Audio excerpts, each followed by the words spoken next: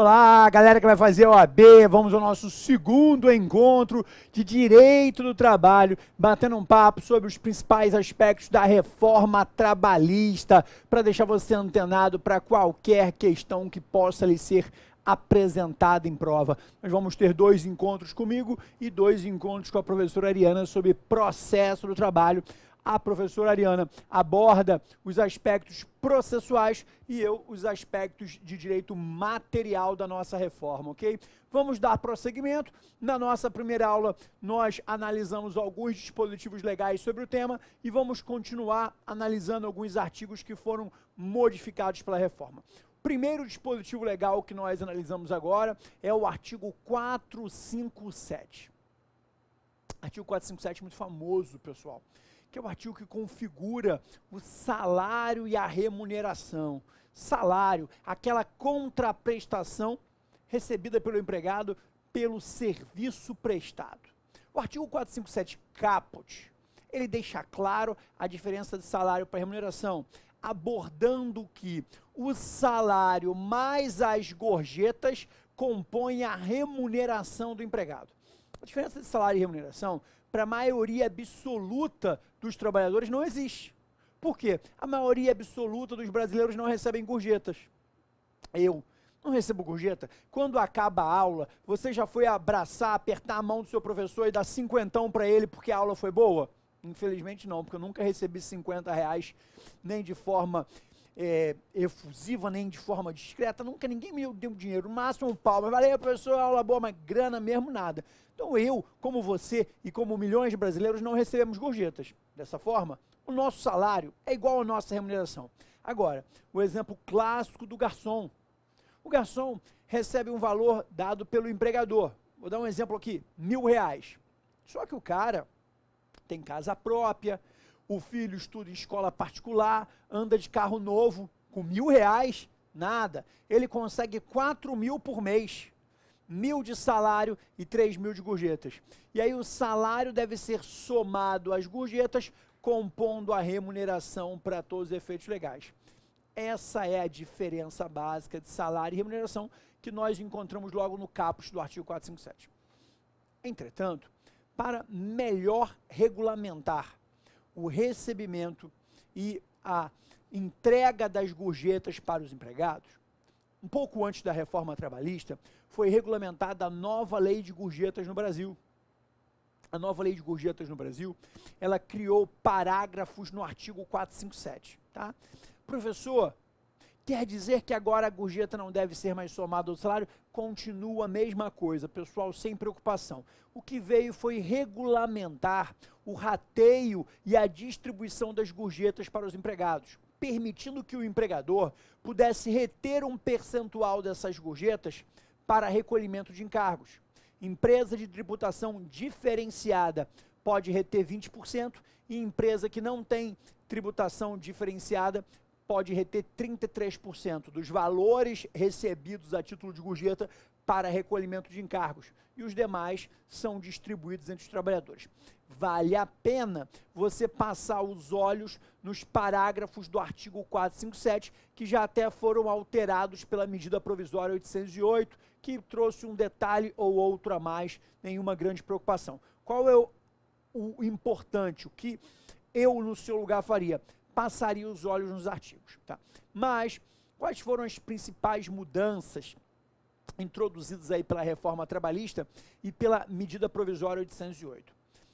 O parágrafo 2º do artigo 457, tradicionalmente, elencava um rol de possibilidades que o empregador pode conceder ao empregado que não tem natureza salarial. Ajuda de custo, diárias quando limitadas a 50%. Então, se o empregador quisesse fornecer um dinheiro ao empregado, mas não quer que esse dinheiro seja colocado no contra-cheque, o empregador tinha que escolher uma das hipóteses do parágrafo 2º do 457. O que aconteceu agora com a reforma trabalhista e com o MP 808? O parágrafo 2º foi aumentado, dilatado. O legislador permitiu novas hipóteses em que o empregador pode conceder dinheiro ao empregado e aquilo não tem natureza salarial. Na prática, é como se fosse um dinheiro por fora. Só que agora isso foi legalizado, esse dinheiro por fora. Vamos dar uma olhada no parágrafo 1º do 457 da CLT e no parágrafo 2º do 457 da CLT para ver como ficou. Olha a sua tela. Olha o parágrafo 1º. Integram o salário, a importância fixa estipulada, então aquele valor que você ajustou com o seu empregador, tá? Então empregam, deixa eu botar meu marca-texto aqui, importância fixa estipulada, as gratificações legais. O que seriam gratificações legais? O adicional de insalubridade, o adicional de horas extras, o adicional noturno, são gratificações legais. Então, se você ganha R$2.000 de salário e mais R$400 de horas extras, o valor das horas extras pagas de forma habitual integram o salário. Se você ganha R$2.000 de salário e R$400 de adicional noturno, aqueles R$400 de adicional noturno integram a base de cálculo, de forma que o seu 13º tem que ser R$2.400. As suas férias sobre R$2.400, recolhimento previdenciário e depósito de FGTS sobre R$2.400, porque as gratificações legais, elas integram a base de cálculo. Não quer dizer que incorporam, elas integram. Se você deixar de trabalhar à noite, você deixa de receber o adicional noturno. Então, não colamos com superbonde, não houve incorporação, mas ela integrou a base de cálculo enquanto você recebeu, tá? Vamos voltar. Integram o salário, a importância fixa estipulada, as gratificações legais e de função e as comissões pagas pelo empregador. Você é um vendedor, meu amigo, recebe R$1.000 de salário fixo e por conta das vendas ganhou mais R$2.000 de comissão. O valor que deve ser utilizado para encargos aquele mês é de R$3.000, 1.000 mais 2. Tudo que você recebe do empregador como regra e comissões também tem natureza salarial. A relação que o seu empregador tem com você não é de amor, não é de sexo, é contratual. Então o dinheiro que ele paga a você, a princípio tem natureza salarial. Seja como valor fixo, seja como uma gratificação legal, seja por conta de uma comissão. Ok? Agora vamos ver as exceções no parágrafo 2º. Quais são as hipóteses em que o empregador fornece ao empregado e não tem natureza salarial? Vamos lá. As importâncias, ainda que habituais, pagas a título de ajuda de custo, limitada a 50% do salário. O que é isso, pessoal? Antigamente, a ajuda de custo, independente do valor, não tinha natureza salarial. Com a reforma trabalhista, a ajuda de custo limitada a 50% do salário. Então, se você ganha R$1.000 de salário e uma ajuda de custo de até R$500, ela não tem natureza salarial. Lembrando que ela pode ser habitual, mas ela não pode ultrapassar de 50%, ok? Vamos continuar. O auxílio alimentação, vedado o seu pagamento em dinheiro. Então, o auxílio alimentação não tem natureza salarial. É o famoso ticket. Se você trabalha numa empresa e recebe 300, 400, 500 reais de ticket de vale-refeição, ele não tem natureza salarial, pessoal. Ele não vai integrar a base de cálculo para recolhimentos de previdência, para depósitos de FGTS, para pagamentos de 13º ou férias. Então, se eu quero, por exemplo, dar um aumento disfarçado para o meu empregado, ele fala, chefe, eu ganho muito pouco, R$2.000 não está dando. Se eu aumento o salário dele para R$2.500, eu tenho que aumentar 13º para R$2.500, aumentar férias para R$2.500, o meu recolhimento previdenciário aumenta para R$2.500, bota isso para 50 empregados, tive uma ideia. Ele gasta de mercado, não tem jeito, ele gasta com restaurante para almoçar, eu vou dar R$500 para ele de ticket de vale, porque esse valor dado a título de ticket vale, não pode ser em dinheiro, não tem natureza salarial, isto é, não vai gerar encargos. Para mim, empregador ficou melhor. Então, auxílio alimentação, vedado seu pagamento em dinheiro, as diárias para viagem, diárias para viagem. Antigamente, pessoal, as diárias para viagem, elas não tinham natureza salarial, se limitadas a 50%. Agora não. Ainda que você tenha um salário de 1.000 e receba R$ 4.000 de diárias para viagem não tem natureza salarial, ok? Então, o valor que o empregador fornece a título de diária para viagem não tem natureza salarial, isto é, não será incorporado à base de cálculo no contra-cheque de ninguém. Não vai recolher previdência, não vai depositar FGTS sobre o valor que você recebe a título de diária para viagem, independente do percentual que aquilo seja do seu salário, 100, 200, 300, não importa. O legislador, na nova redação, não criou limites para diária de viagem. Vamos seguir. E os prêmios não integram a remuneração do empregado, não se incorporam ao contrato de trabalho e não constituem base de cálculo. Deu uma espirrada aqui, pessoal. Base de incidência de encargo trabalhista. Então, pessoal, além da diária, os prêmios não integram a remuneração do empregado. Se você é um bom empregado, bate a meta estipulada pela empresa e o empregador, para lhe presentear, quer conceder um prêmio em dinheiro, ainda que seja um automóvel, uma viagem, aquele prêmio não tem natureza salarial. Professor, mas ele pode receber prêmio todos os meses? Não. De acordo com a medida provisória 808, vamos ver o que é um prêmio. Vamos ao parágrafo 22 do artigo 457. Olha a sua tela. Ele define o que é prêmio. Considera-se prêmio as liberalidades concedidas pelo empregador até 2 vezes ao ano, em forma de bens, serviços ou valor mesmo, ó.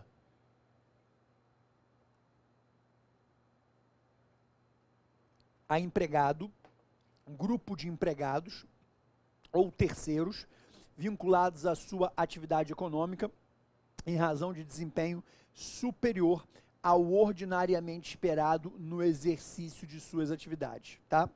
Então, é estipulada uma meta ordinária. Se vocês atingirem esse patamar vinculado pela empresa, você pode receber um valor em dinheiro. Então, o meu salário é R$ 3.000, um exemplo. Chegou no mês de março, eu atingi a meta, 2 vezes por ano ele faz isso, e me deu R$ 10.000 de prêmio. Aqueles R$ 10.000 que estão sendo concedidos a título de prêmio, eles não integram a base de cálculo do empregado. Fiquem atentos ao parágrafo 22, para que nós possamos identificar o que é prêmio e quantas vezes eles podem ser concedidos. Podem ser concedidos 2 vezes, ok? Pessoal, atenção ao 457. Vamos fazer aquele trato. Você vai passar os olhos nos parágrafos do artigo 457. Nós aqui vamos separar para vocês o que tem de mais importante que pode ser cobrado em prova. Você aí, do outro lado, que é minha dupla no vôlei, eu levantei, você cortou, você vai ler os dispositivos mais importantes. Nós terminamos a aula passada e você se comprometeu de passar os olhos nos artigos 452A em diante, que são os artigos que regulamentam o trabalho intermitente. Começamos a aula 2, você se comprometendo a passar os olhos nos parágrafos do artigo 457, que são os parágrafos que tratam sobre as gorjetas. O parágrafo 1º e o parágrafo 2º tratam de salário e remuneração como forma geral, e os demais aí vocês encontram a regulamentação das gorjetas. No 22 você encontra a definição de prêmios. Beleza? Vou deixar salário e remuneração para trás e vou abrir um outro tópico com vocês agora, ainda sobre o tema de salário, mas salário in natura. Pessoal, nós normalmente recebemos salário em dinheiro. Esse é o normal. Mas é possível que você receba salário também mediante o fornecimento de benefícios, de utilidades. Se você ganha R$ 1.000 e o empregador quer pagar uma academia para você de 350, quanto que você passa a custar para a empresa? 1.350, 1.000 em espécie, 350 na academia. Se você ganha R$ 5.000 E eu, para que você não vá trabalhar na concorrência, quero te dar um aluguel de um apartamento na beira da praia, o que acontece? Não tem problema nenhum, mas eu tenho que pegar o valor daquele aluguel e colocar na base de cálculo para todos os efeitos, tá? Isso nós aprendemos quando estudamos direito do trabalho e sabemos a diferença do para e do pelo. Se o que foi entregue pelo empregador a você é uma ferramenta para que eu possa trabalhar, por exemplo, eu, professor de curso online, esse microfone é uma ferramenta para que eu possa trabalhar. Isso não tem natureza salarial. Agora, se o empregador me concede um luxo, aí tem, tá? Para que o empregador pudesse conceder alguns benefícios e isso não tivesse natureza salarial, foi criado o parágrafo 2º do artigo 458. O parágrafo 2º do 458, que vira e mexe cai em prova, deixa claro expressamente que plano de saúde não tem natureza salarial. Está lá no parágrafo 2º. Pagar a faculdade da pessoa não tem natureza salarial. Transporte não tem natureza salarial. Vestuário não tem natureza salarial. Seguro de vida e acidentes pessoais não tem natureza salarial. Vale cultura. Acompanha comigo. Veja o parágrafo 2º do 458. O que o legislador fez agora na reforma trabalhista? Ele aumentou o rol de benefícios que podem ser fornecidos ao empregado que não tem natureza salarial, tá? Nós falamos já rapidamente isso na aula passada, quando eu falei de teletrabalho. Na questão do teletrabalho, o computador que você recebe para trabalhar em casa não tem natureza salarial. Vamos dar uma olhada agora no parágrafo 5º do artigo 458, onde ele aponta alguns benefícios que não têm natureza salarial, ok? Vamos lá. Parágrafo 5º. O valor relativo à assistência prestada por serviço médico ou odontológico, próprio ou não, até aqui não houve nenhuma mudança, porque o parágrafo 2º já falava de assistência médica odontológica, e aí agora começa a mudança, quando ele fala, inclusive, olha a sua tela, inclusive o reembolso de despesas com medicamentos, óculos, isso não existia, pessoal, reembolso de despesas com medicamentos, óculos, aparelhos ortopédicos, próteses, órteses, despesas médicos hospitalares e outras similares, mesmo quando concedido em diferentes modalidades e planos de coberturas, aí vem a parte que importa para a gente, não integram o salário do empregado para qualquer efeito, nem o salário de contribuição para efeitos do previsto na linha Q do parágrafo 9º do artigo 28 da Lei 8.212 de 91. Então, pessoal, o que o legislador fez aqui? Ele aumentou o rol de benefícios que podem ser fornecidos pelo empregador ao empregado que não tem natureza salarial. Ao criar o parágrafo 5º do artigo 458, era a mesma coisa que aumentar os incisos previstos no parágrafo 2º, tá? Então, além de decorar aqueles previstos no parágrafo 2º, agora você tem que decorar os que estão previstos no parágrafo 5º. Reembolso de medicamentos, óculos, aparelhos ortopédicos, próteses, órteses, qualquer despesa médica hospitalar, isso agora nada tem natureza salarial. Então, a leitura do parágrafo 2º do 458 era obrigatória, então você faça um asterisco aí porque ela é obrigatória. Além dessa leitura, o parágrafo 5º do 458 agora também passa a ser obrigatório, porque ele é uma complementação do parágrafo 2º. Então anote no seu caderno, preciso necessariamente ler o 458, parágrafo 2º e parágrafo 5º, além de dar uma olhada nos parágrafos do 457 que tratam de gorjeta. Beleza? Combinado? Fechado com você? Vamos seguir, pessoal. Vou deixar a parte de salário in natura para trás e vou falar com vocês agora sobre equiparação salarial. O tema equiparação salarial, ele está previsto no artigo 461 da CLT e na súmula 6 do TST. A ideia de equiparação é uma ideia simples, é uma ideia de isonomia, é uma ideia de igualdade, a priori, nada justifica se eu trabalho na mesma empresa que você, eu ganhar 2.000 e você 3, exercendo as mesmas funções.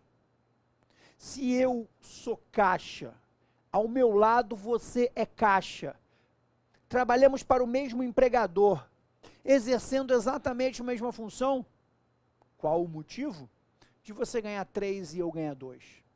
Se isso está acontecendo, é porque provavelmente eu estou sendo vítima de preconceito, de discriminação, vítima de perseguição, e eu posso buscar a tutela jurisdicional do Estado, isto é, ingressar com uma reclamação trabalhista e exigir que o empregador conceda o mesmo tratamento a nós dois, pague 3.000 aos dois. Essa ação se chama equiparação salarial. Eu sou o autor, o reclamante, e eu preciso apontar um paradigma. Paradigma é o modelo, é quem eu me espelho, é quem eu alego que faz a mesma coisa e ganha mais do que eu, tá? O que aconteceu com a reforma trabalhista? A objetivação, o êxito em conseguir uma ação dessa ficou mais difícil. O legislador criou novas restrições para que você consiga uma equiparação salarial. Criou novos empecilhos. Haviam requisitos, até então existentes no artigo 461, para que eu pudesse pedir equiparação salarial com a Ariana. Os requisitos ficaram mais difíceis de serem alcançados agora. Vamos entender quais foram as mudanças e o que mudou, por que mudou. Olha comigo, vou aqui jogar na tela o artigo 461, que traz a ideia de equiparação. Sendo idêntica a função, a todo trabalho de igual valor prestado ao mesmo empregador, no mesmo estabelecimento empresarial, essa foi a primeira mudança, corresponderá igual salário sem distinção de sexo, etnia, nacionalidade ou idade. O que foi alterado aqui? Olhando a redação antiga da lei, o caput do artigo 461 falava na mesma localidade. E a súmula 6, item 10 do TST, interpretava que mesma localidade quer dizer que vocês tinham que trabalhar no mesmo município, ainda que em filiais distintas, ou ainda que em municípios distintos que fizessem parte da mesma região metropolitana. Agora não. Ainda que eu e você estejamos no mesmo município, trabalhando para o mesmo empregador de caixa, eu só posso pedir a equiparação salarial se você trabalha na mesma filial que eu, no mesmo estabelecimento. Se eu trabalho na filial A e você na filial B, ele pode pagar salário diferente para a gente. Por exemplo, aqui perto de casa, eu moro no Rio de Janeiro, na Barra da Tijuca, tem uma rua muito movimentada de bares e restaurantes, que muito frequentada por todo mundo aqui do bairro, chama Olegário Maciel. Nessa rua, tem 2 lojas americanas, essas lojas americanas express, pequenininha, quase que uma de frente para outra. Uma na calçada direita, outra na calçada esquerda, com uma diferença assim de 150 metros. Até então, se eu era caixa da loja americana A, eu podia pedir equiparação ao caixa da loja americana B, mesmo município. Agora não posso mais. Agora, essa ação só iria ser procedente se o empregador pagasse diferenciado para pessoas dentro da mesma filial. Se for filial diferente, já pode pagar salário diferente. Porque a equiparação salarial só é possível se o reclamante e o paradigma prestarem serviços no mesmo estabelecimento, ok? Essa foi a primeira mudança, beleza? Olha só a tela de novo aqui, onde ele fala para vocês, equiparação salarial tem que ser no mesmo estabelecimento. Vamos continuar, olha o parágrafo primeiro. Aqui veio a segunda mudança.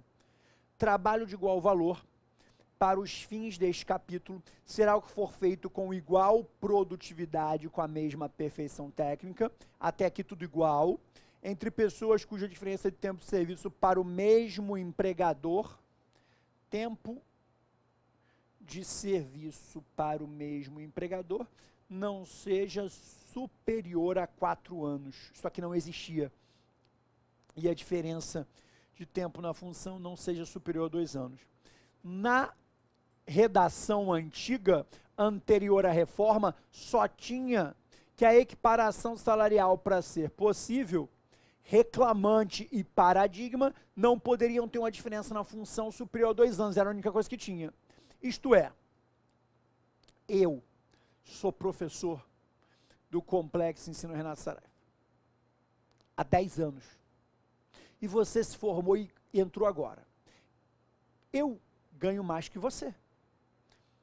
Você, ao olhar para o lado, entrou aqui como professor de trabalho, é nosso colega, faz parte da nossa equipe, mas viu que eu ganho mais que você, entrou com uma equiparação salarial. Você vai ganhar? Não. Porque a minha diferença na função é de 10 anos na sua frente. Tinha que ser no máximo de 2 anos. Se eu tivesse entrado ano passado, e você chegou 1 ano depois de mim, aí cabe a equiparação salarial. Era apenas 1 ano a diferença, não justifica salários diferenciados. Agora, quando a minha experiência equivale ao fato de eu já estar exercendo aquela função de professor há mais de 2 anos quando você chegou, inviabilizava a equiparação salarial. Mas veja a seguinte situação. Eu estou no complexo há 10 anos, mas não cheguei como professor não, pessoal. Eu vim de baixo, eu entrei como office boy, auxiliar administrativo e fui subindo, degrau a degrau. Fui para o departamento pessoal, trabalhei com contabilidade, entrei na faculdade de Direito, fui subindo. Apesar de eu ter 10 anos de empresa, ano passado eu consegui chegar ao cargo de professor. E você entrou esse ano. Cabe a equiparação salarial? Cabe. Porque apesar de eu ter 10 anos de carteira assinada, na função de professor eu só tinha 1 ano na sua frente. Então não justificava na função de professor eu ganhar salário mais que teu. Agora você não consegue mais equiparação salarial comigo. Porque ele criou um outro requisito, dizendo que se eu tiver, ainda que em outras funções, de carteira assinada na empresa mais de 4 anos, você já não consegue equiparação salarial comigo. Então eu entrei na empresa 5 anos atrás. Abriram agora 2 vagas de professor. Eu nunca fui professor, eu trabalho no DP. Uma vaga foi deslocada para mim, que já faço parte da empresa, e outra para você que chegou de fora. Então nós começamos como professor no mesmo dia. Eu ganhando 5.000 e você 3.500. Você achou injusto? Porque na função de professor, nada justifica o meu salário ser maior que o seu, porque nós não temos experiência, chegamos no mesmo momento na função de professor. Mas você não consegue mais equiparação salarial comigo. Porque a nova redação do parágrafo 1º fala que só é possível a equiparação salarial se a diferença de tempo de serviço na empresa não for superior a 4 anos. E como eu estava aqui há 5 anos, inviabiliza o seu pedido de equiparação salarial. Então agora, para que você consiga equiparação salarial, a diferença na função de professor não pode ser superior a 2 e a diferença na empresa não pode ser superior a 4. Ainda que eu tenha iniciado a minha gestão, o meu trabalho aqui na empresa como office boy, se eu tenho mais de 4 anos de empresa, mesmo em outras funções, inviabiliza o seu pleito de equiparação salarial. Vamos dar uma olhada de novo no parágrafo 1º. Trabalho de igual valor para os fins deste capítulo será o que for feito com igual produtividade, mesma perfeição técnica. Isso já existia, não mudou nada. Já estava na lei antiga que para ter equiparação salarial tem que ter a mesma produtividade e a mesma perfeição técnica. Entre pessoas cuja diferença de tempo de serviço para o mesmo empregador não seja superior a 4 anos e a diferença de tempo na função não seja superior a 2 anos. Então, atenção, preciso que vocês passem os olhos no parágrafo 1º do 461, porque isso pode ser objeto da sua prova. Professor, tem mais? Tem. Tem mais coisas a falar sobre equiparação salarial, só que eu vou falar uma coisa que você não vai acreditar. O nosso bate-papo começou agora, e o primeiro bloco já acabou, passou voando. Porque isso aqui é um bate-papo, como se nós estivéssemos num restaurante. Só que aqui, meu amigo, não tem bebida alcoólica, que eu preciso da sua atenção focada em mim, não quero suas condições psicomotoras alteradas. Depois dessa aula, se você quiser, você pode tomar sua cerveja ou algo similar. Aqui no nosso bate-papo é só refri, água e suco, beleza? Clica lá, pessoal, bloco 2.